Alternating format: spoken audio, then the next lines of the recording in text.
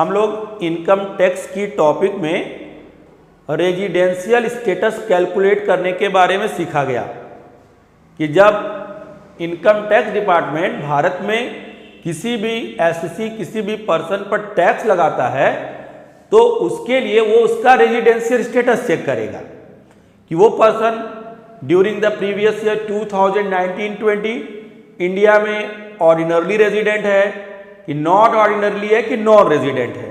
तो जब हम ये डिसाइड कर लिए, अभी हमने जो आपको फॉर्मूला बताया था, जब हमने डिसाइड कर लिया कि ये पर्सन इंडिया में ऑर्डिनरली रेजिडेंट है, ये पर्सन नॉट ऑर्डिनरी रेजिडेंट है और ये पर्सन नॉन रेजिडेंट है, अब डिसाइड हो गया।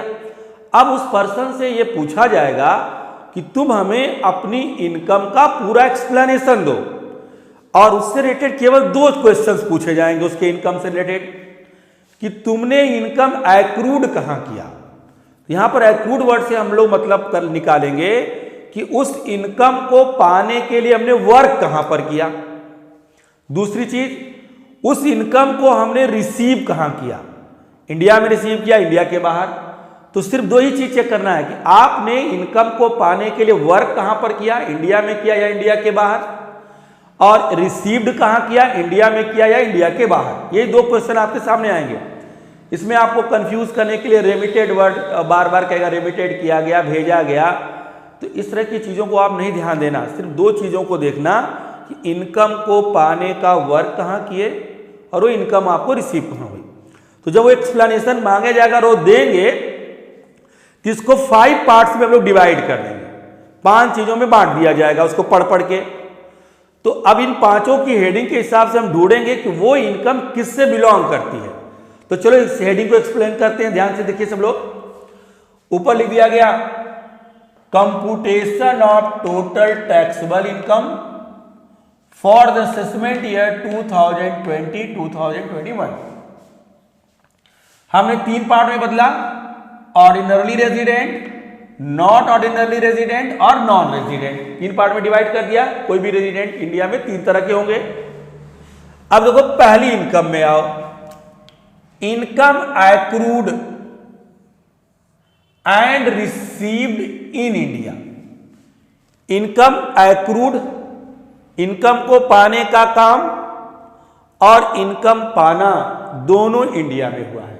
अगर आप क्वेश्चन पढ़ रहे हो, कोई इनकम दी है, जैसे income from business in India, income from house property in India, तो इनकम सिचुएटेड भी इंडिया में यानी वर्क भी इंडिया में हो रहा है और उसका पैसा भी इंडिया में मिल रहा है।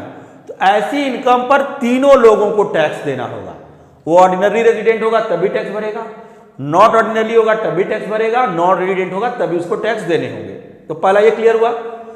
दूसरा है इनकम एक्रूड इन इंडिया, यानी वर्क इंडिया में दिया हुआ हो, हमने इनकम को पाने का काम इंडिया में किया हो, but received outside of India, लेकिन वो इनकम हमें भारत के बाहर मिली हो। हमने वर्क इंडिया में किया, पैसा भारत के बाहर पाया। जैसे कहा गया कि income from business in India received in Germany, Japan, France. हमने वर्क इंडिया में दिया, पैसा जर्मनी, जापान, फ्रांस में मिला। एक कैटेगरी में आएगा income accrued in India but received outside India. ऐसी इनकम पर भी तीनों लोगों को टैक्स देना होगा, चाहे वो ऑर्डिनरली हो, चाहे नॉट ऑर्डिनरली हो, चाहे नॉन रेजिडेंट हो। ऐसी इनकम पर तीनों लोग टैक्स भरेंगे। थर्ड आया income accrued outside of India. हमने वर्क भारत के बाहर किया, काम भारत के बाहर किया, लेकिन पैसा हमको इंडिया में मिला, बट रिसीव्ड इंडिया, हमने पैसा इंडिया में रिसीव कर लिया। तो ऐसी इनकम पर भी तीनों लोग टैक्स भरेंगे। तो ये चीज ध्यान देना, इनकम को पाने से रिलेटेड वर्क आप भारत में करते हो, भारत के बाहर करते हो, पैसा इंडिया में रिसीव करते हो। तो अगर इंडिया से 2 में से कोई एक रिलेशन है, या तो आपने इंडिया में एक्रूड किया हो, इंडिया में रिलेटेड वर्क किया हो, या इंडिया में उसकी इनकम रिसीव किया हो, चाहे वो एक्रूड भारत के बाहर किया हो, तो 2 से अगर इंडिया में रिलेशन है, या तो या आपने इंडिया में वर्क किया या इंडिया में इनकम रिसीव किया है, तो ऐसी इनकम पर इंडिया में तीनों लोगों को टैक्स भरना होगा, चाहे वो ऑर्डिनरली रेजिडेंट हो, नॉट ऑर्डिनरली रेजिडेंट हो, नॉन रेजिडेंट हो।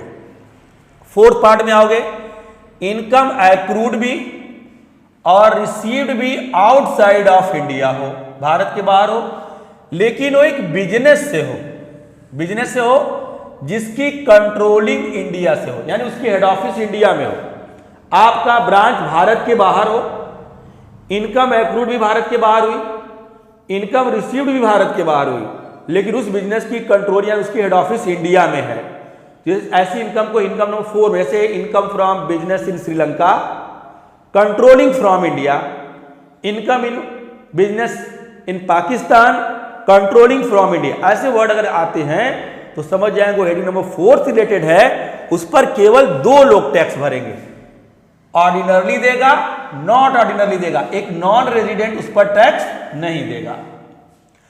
फिर income accrued and received outside of India, income से रिलेटेड वर्क भी भारत के बाहर और इनकम भी रिसीव हुई है भारत के बाहर, लेकिन वो बिजनेस नहीं है, भारत के बाहर रिसीव हुई है, तो ऐसी इनकम को हेडिंग नंबर 5 में रखेंगे, जिस पर केवल ऑर्डिनरली टैक्स लगेगा, नॉट ऑर्डिनरी और नॉन रेजिडेंट इस पर टैक्स नहीं देंगे। तो ऐसी कोई भी इनकम जो आपने वर्क भी भारत के बाहर किया है, पैसा भी भारत के बाहर पाया है, ऐसी इनकम पर सिर्फ ऑर्डिनरी टैक्स देगा, नॉट ऑर्डिनरी को टैक्स और नॉन रेजिडेंट इस पर टैक्स नहीं देंगे। फिर आया पास्ड अनटैक्स्ड इनकम, बीते ईयर की, बीते प्रीवियस ईयर 14, 15, 16, 17, 18 प्रीवियस ईयर की इनकम को अगर इंडिया हम 2019-20 में लाते हैं, ड्यूरिंग द प्रीवियस से लाते हैं, तो इस पर किसी को भी टैक्स नहीं देना होगा और इसको जोड़कर हम टोटल टैक्सेबल इनकम निकाल लेंगे। तो अगर आप पांचों हेडिंग आप प्रैक्टिस कर लिए हो तो जब क्वेश्चन पढ़ोगे तो आपको एकदम साफ साफ दिखने लगेगा कि कौन कौन कहां पर है। बस सिर्फ आपको यह चेक करना होगा एक्रूड रिलेटेड वर्क कहां हुआ है और इनकम रिसीव कहां हुई है। तो इसको नोट करें और इसको अच्छे से प्रैक्टिस करें।